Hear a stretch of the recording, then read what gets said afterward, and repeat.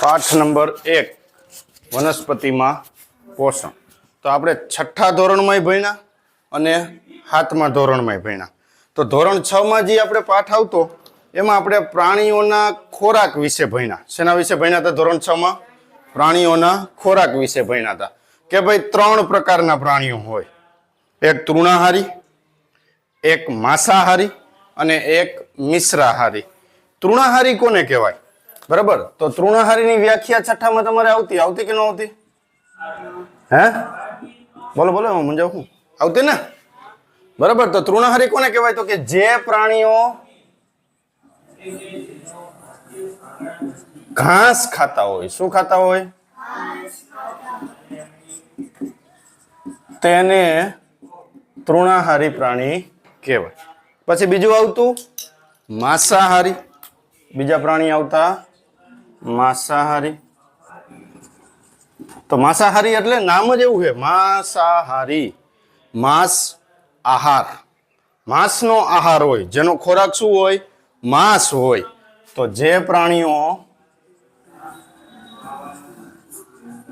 માંસ ખાતા હોય, માંસ એટલે શું? અન્ય પ્રાણીઓને ખાતા હોય. વાઘ હોય તો એ કોને ખાય? હરણને ખાય, સસલાને ખાય, ગાય ભેંસને ખાય, બકરાને ખાય. બરાબર. તો જે પ્રાણીઓ માંસ ખાતા હોય એને આપણે કેવા કહેતા હતા? એને કહેતા હતા આપણે માંસાહારી. આ તમે 6થામાં ભણી ગયા. અને ત્રીજો પ્રાણી આવતું મિશ્રાહારી. કેવા આવતા? મિશ્રાહારી. તો કે જે પ્રાણીઓ ઘાસ અને માંસ બંને ખાતા હોય તેને મિશ્રાહારી કહે છે. બરાબર. તો તૃણાહારીમાં કોણ ઘાસ ખાતું હોય? ગાય, ભેંસ, બકરી, ઘેટા, બકરા. બકરી ને બકરા બે એક ન થાય? હાલો, એ બધા તૃણાહારી કે જે શું ખાતા હોય? ઘાસ ખાતા હોય. ઘાસ ખાય એટલે ઘાસ એટલે ખડ ખાય, ફળ ખાય, શાકભાજી ખાય, અનાજ ખાય. આ બધોય કેવા કહેવાય? તૃણાહારી કહેવાય. માંસાહારી એટલે માંસ ખાતા હોય. કોઈ ગાયને ખાતા હોય, કોઈ ભેંસને ખાતા હોય, કોઈ મરઘા ખાતા હોય, કોઈ ઈંડા ખાતા હોય. બરાબર. કોઈ હરણ ખાતા હોય. એને કેવા કહેવાય? માંસાહારી. અને જે બેયમાં હાલતા હોય, દાખલા તરીકે બિલાડી, કૂતરો. કૂતરાને રોટલી દિયો તો ખાઈ જાય? તો એ રોટલી શેમાંથી બને? ઘઉંમાંથી. તો એ તૃણાહારી થયું. કૂતરો કંઈક તમે જોયું ચકલીની વાહે ભાગતો હોય, શું કરવા ભાગતો હોય? ખાવા હાટું. તો એ નાના પક્ષીઓ ખાઈ જાય અને ઘાસે ખાઈ જાય, બેય ખાય ને. બરાબર. તૃણાહારીનું ખાય, માંસાહારીનું ખાય, બેય ખાય. એટલે એનું નામ આપી દીધું મિશ્રાહારી. આ આપણે 6થા ધોરણમાં ભણી ગયા. પછી વળી તમે 7મામાં આવ્યા. હવે આપણે જોવાનું છે કે આ તૃણાહારી જે ખાય છે, શું ખાય છે? તો કે વનસ્પતિ ખાય છે. વનસ્પતિ ખાય છે ને. તૃણાહારીનો મેઇન ખોરાક શું છે? તો આ વનસ્પતિ સજીવ છે કે નિર્જીવ છે? સજીવ છે. અને દરેક સજીવને શું જરૂર પડે? હવા, પાણી, ખોરાક. શેની જરૂર પડે? હવા, પાણી અને ખોરાક. તો વનસ્પતિને ખોરાક કેવી રીતે મળે? તમને ખબર છે વનસ્પતિને ખોરાક કેવી રીતે મળે? હા, વનસ્પતિ પોતાનો ખોરાક જાતે બનાવે છે. વનસ્પતિ પોતાનો ખોરાક જાતે બનાવે છે. બરાબર. અને કઈ ક્રિયાથી બનાવે છે? તો કે પ્રકાશ સંશ્લેષણની ક્રિયાથી બનાવે છે. કઈ ક્રિયાથી?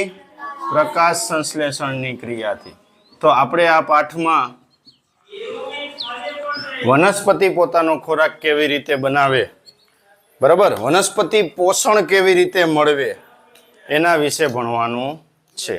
હવે વાત આવી કે પોષણ. તો કે પોષણનું તમને ખબર પડી કે ખોરાક ખાવ તમે. શું ખાવ? તો ખોરાકમાંથી તમને શું મળે? પોષણ મળે. પણ ખોરાકમાંથી પોષણ એટલે ખોરાકમાં હોય શું? એ તમે 6થામાં ભણ્યા હતા. યાદ હે? ખોરાકની અંદર શું હોય? શું હોય? હા, તો કે ખોરાકની અંદર પોષક તત્વો હોય. શું હોય? અને આ પોષક તત્વો કયા કયા એ આપણે છઠ્ઠામાં ભણી ગયા. કયા કયા પોષક તત્વો? તો કે કાર્બોદિત, પછી પ્રોટીન, ચરબી, વિટામિન અને ખનિજ તત્વ. આ બધું આપણને શેમાંથી મળે? ખોરાકમાંથી મળે. આપણે છઠ્ઠામાં ભણ્યા હતા કે અનાજ હોય, ઘઉં, જુવાર, ચોખા, બાજરી, આ બધા અનાજ કહેવાય. એમાં વધારે શું હોય? કાર્બોદિત હોય. પછી કઠોળ હોય, એમાં શું હોય? પ્રોટીન હોય. મગ, ચણા એ કઠોળ કહેવાય. એ સિવાય માંસ, ઈંડા, માંસ, આમાં શું હોય? પ્રોટીન હોય. પછી ચરબી, જે આપણે ઓલા તેલીબિયા છે, તલનું તેલ નીકળે, મગફળીનું તેલ નીકળે, કપાસિયાનું તેલ નીકળે, સોયાબીનનું તેલ નીકળે. તો આ બધાય તેલ જેમાંથી નીકળતું એ બધાય સેવું વધારે હોય એમાં ચરબી. પછી વિટામિન તમને શાકભાજી અને ફળમાંથી મળે, અને ખનિજ તત્વો તમને શાકભાજી અને ફળમાંથી મળે. ટૂંકમાં તમે દાળ, ભાત, રોટલી, શાક બધુંય ખાવ તો તમને જરૂરી એવા બધાય પોષક તત્વો મળી જાય. અને એ પોષક તત્વો આપણને શું આપે? પોષણ આપે. હવે આ જે પોષક તત્વો આપણા શરીરમાં તમે ખાધું, તમારા શરીરની અંદર ખોરાક ગયો, ખોરાક તમારા શરીરમાં ગયો, પછી તમારું શરીર એ ખોરાકને પચાવે ને, અને એમાંથી આવા પોષક તત્વો જે ખોરાકમાં હોય એ જુદા પડે, બરોબર? અને આ પોષક તત્વો તમારા શરીરને પોષણ આપે. પોષણ આપે એટલે શું કરે? તો કે તમે મોટા થાવ, રોજે રોજ આપણી વૃદ્ધિ થાય ને, બરાબર? તો વૃદ્ધિ કરવામાં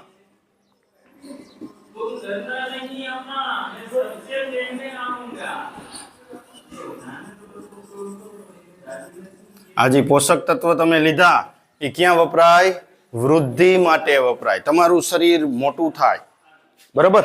પછી બીજું તો કે તમને ક્યાંક લાગે તો ઓટોમેટિક શું થઈ જાય? રિપેરિંગ થઈ જાય, રૂજાઈ જાય ને. તમે ક્યાંક દોડતા હોય, તમને પગમાં ઠેસ આવી અને આગળથી થોડીક ચામડી નીકળી ગઈ, થોડુંક લોહી નીકળ્યું, અઠવાડિયા 10 દિવસ પછી પાછો પગ હતો એવો થઈ જાય. તો એ શું થયું? તમારા શરીરનું રિપેરિંગ થયું ને. એને ગુજરાતીમાં કહેવાય આપણે સમારકામ. શું કહેવાય? તો શરીરના સમારકામ માટે વપરાય. શેમાં વપરાય? શરીરના સમારકામમાં પોષક તત્વ જરૂરી છે. આપણે જે ખોરાક ખાય એમાંથી જે ઉર્જા બને એ ઉર્જા તમને વૃદ્ધિ કરાવે, શરીરના સમારકામમાં વપરાય. પછી તમને રોગો સામે શું આપે? હા, રોગો સામે રક્ષણ આપે. તો આપણે જે ખાઈ એ પોષક તત્વો તમારા શરીરની વૃદ્ધિ માટે વપરાય છે, શરીરના સમારકામમાં વપરાય છે, રોગો સામે રક્ષણ આપે છે. તો આ તો બધાય સજીવને લાગુ પડે ને. ખાલી આપણે મનુષ્યને એકને જ વૃદ્ધિ કરવાની હોય કે વનસ્પતિને વૃદ્ધિ કરવાની હોય? કરવાની હોય. આપણને રોગ થાય એમ વનસ્પતિમાં રોગ થતા હોય ને. આપણને જેમ લાગે એમ વનસ્પતિને લાગતું હોય ને. સમજાય? એમ એને ઠેસ ન આવે, પણ આપણા જેવા કોઈક જઈને એને પાણો મારે તો વનસ્પતિના ઝાડમાં શું થાય? ટોચો પડે. તો એ ટોચો એને લાગ્યું, એનું શું કરવાનું હોય? એને સમારકામ કરવાનું હોય. તો વનસ્પતિને ખોરાકનું આ જ કામ છે, બરાબર? જે આપણે કામ છે. પણ વનસ્પતિમાં આપણામાં ફેર શું? તો કે આપણે પોતાનો ખોરાક જાતે બનાવી શકતા નથી, અને વનસ્પતિ પોતાનો ખોરાક જાતે બનાવે છે. અને કઈ પ્રક્રિયાથી બનાવે છે? પ્રકાશ સંશ્લેષણ પ્રક્રિયાથી બનાવે છે. હવે જો એમાં વનસ્પતિમાં પોષણના પ્રકાર. શેના પ્રકાર? વનસ્પતિમાં પોષણના પ્રકાર. તો વનસ્પતિ 2 પ્રકારે પોષણ કરે. કેટલા પ્રકારે? પોષણના મુખ્ય 2 પ્રકાર છે.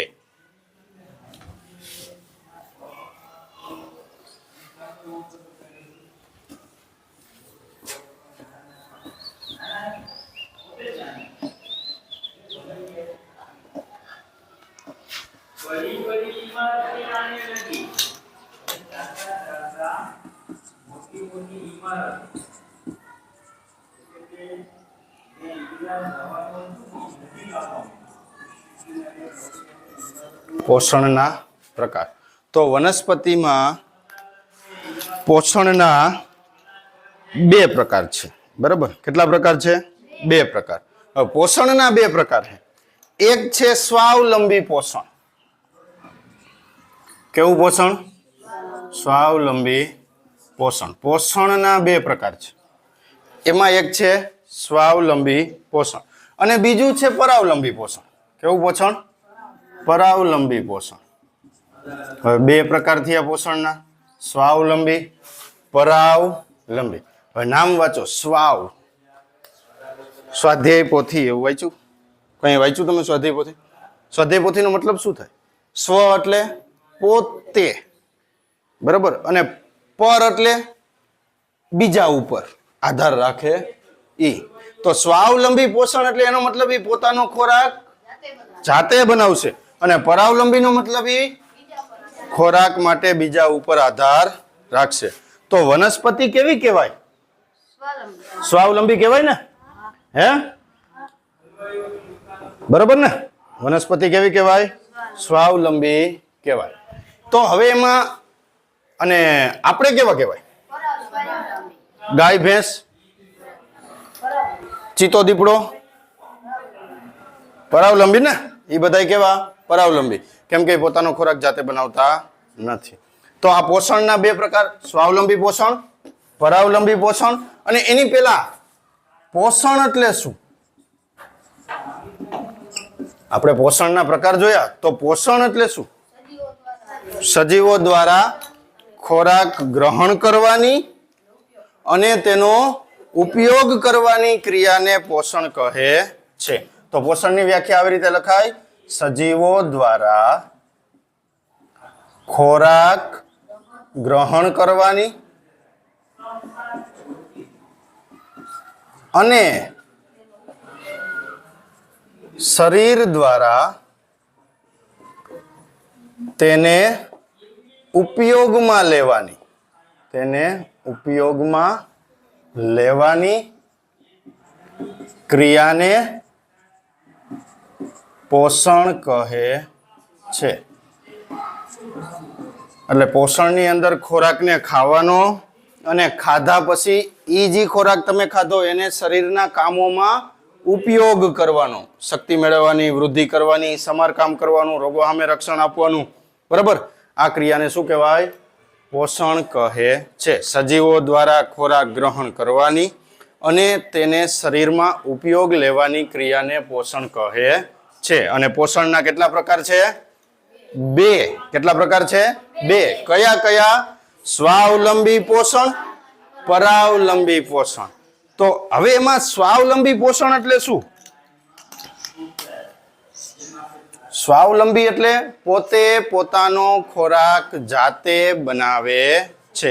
તો સ્વાવલંબીની વ્યાખ્યા જો: જે પોષણ પ્રક્રિયામાં સજીવો સરળ પદાર્થમાંથી પોતાનો ખોરાક જાતે બનાવે છે તેને સ્વાવલંબી પોષણ કહેવામાં આવે છે. તો એમાં આપણે આવી વ્યાખ્યા લખી શકાય કે જે પ્રક્રિયામાં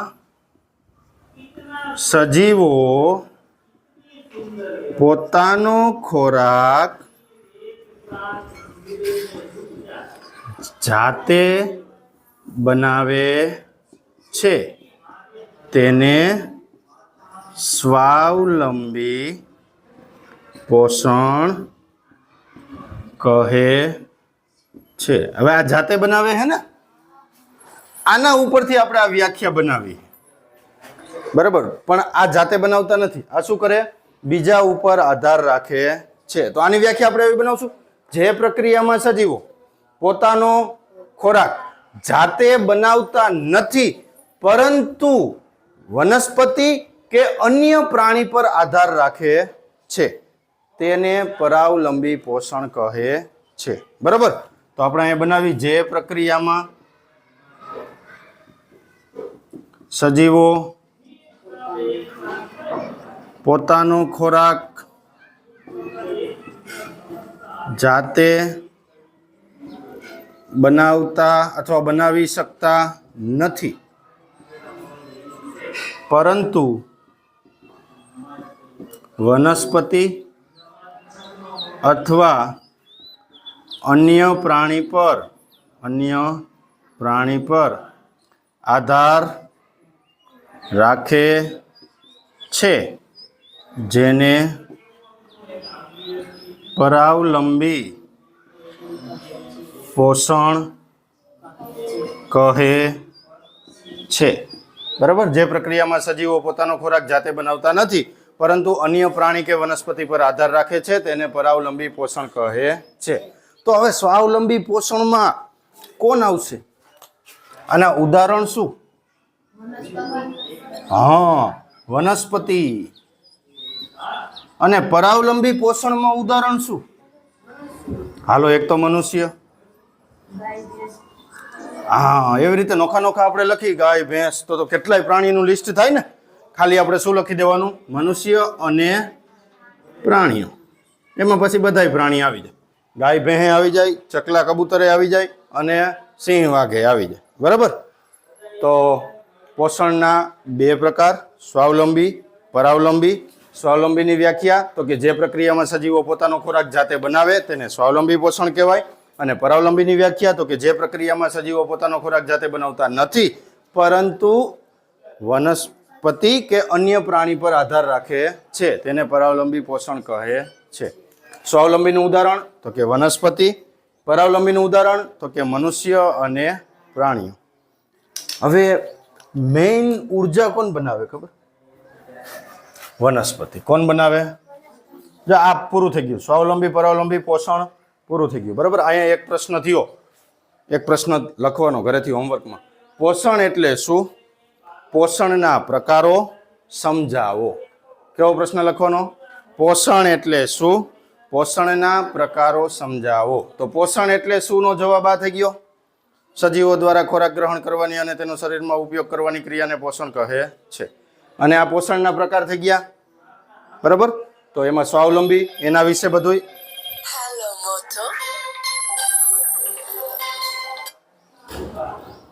સ્વાવલંબી એના વિશે બધું લખી નાખ્યું. પરાવલંબી એના વિશે બધું લખી નાખ્યું.